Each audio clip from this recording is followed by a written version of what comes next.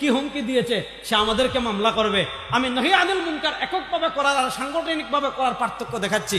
দেখেন, আমি তখন আমাদের শায়েখ অফিসে আসলেন, আমি তার সব ডকুমেন্ট শায়েখের কাছে পেশ করলাম, আরও আমাদের মুরব্বী যারা তাদের কাছে পেশ করলাম। গতকালকে গত পরশু আমাদের ইসলামী যুব আন্দোলন মিছিলের কি করেছে, কর্মসূচি দিয়েছে, মাঠে নামার কর্মসূচি দিয়েছে।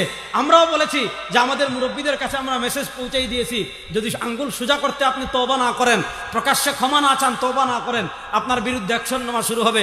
যখনই সাংগঠনিক বিবৃতি আসা শুরু হয়েছে, গতকাল থেকে নিজেকে বড় মুসলমান প্রকাশ করে স্ট্যাটাস দিয়ে দিয়েছে। তার স্ট্যাটাস কবুল হবে কিনা, শাতিমে রাসূলের তওবা কবুল হবে কিনা, এই ব্যাপারে আমি যাচ্ছি না। আমি শুধু আপনাদেরকে এই জিনিসটা বোঝাতে চাচ্ছি, আপনি যদি নহি আনিল মুনকারের কথা আমরা বড় গলায় কথা বলি, অবশ্যই এটা আমাদের দায়িত্ব। আপনি এককভাবে যদি নহি আনিল মুনকার করেন, যেমন আপনি মনে করেন আপনাদের জামালপুরে একটা বড় সমস্যা, আমি জানি সরিষাবাড়িতে কাদিয়ানীদের আস্তানা আছে।